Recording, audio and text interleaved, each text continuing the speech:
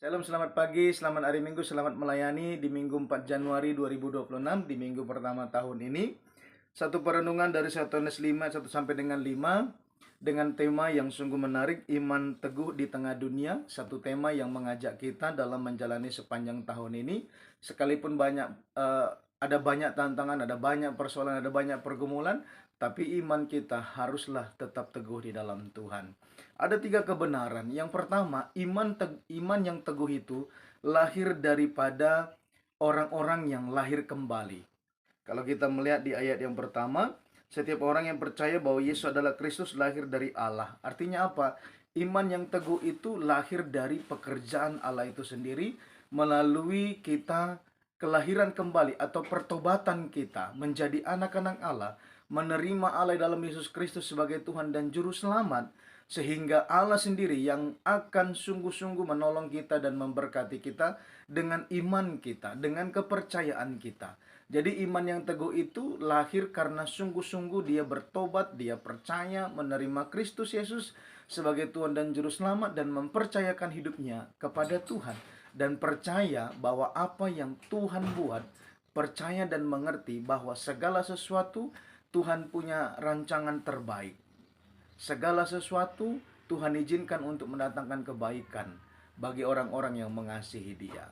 Jadi iman yang teguh itu akan lahir dari pertobatan yang sungguh-sungguh, dari kelahiran baru, dia menerima Kristus sebagai Tuhan dan Juru Selamat, dia sungguh-sungguh percaya dan berserah kepada Tuhan. Yang kedua, iman yang teguh itu akan melahirkan ketaatan. Karena dia sudah bertobat, dia sudah lahir kembali, dan itu akan melahirkan ketaatan kalau kita melihat di ayat kedua dan ayat ketiga.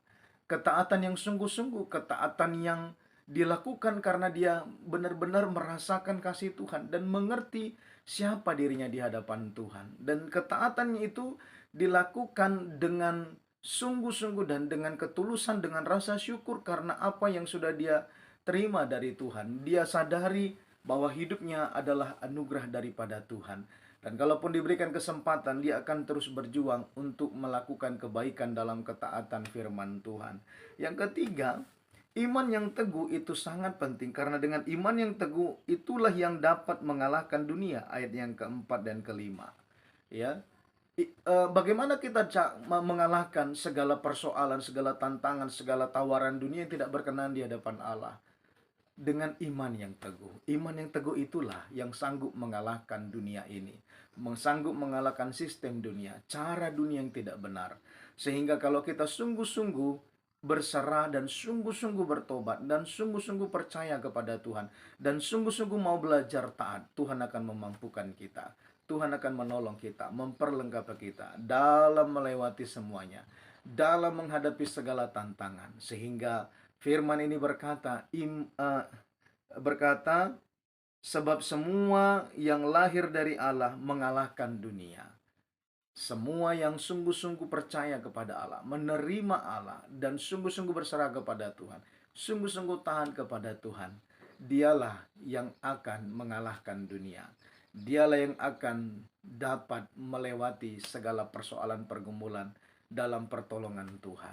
Kalau kita benar-benar mau melewati segala tantangan, segala cobaan, segala pergumulan, segala tawaran dunia, supaya kita tidak terpengaruh dengan cara dunia, tetaplah memiliki iman yang teguh.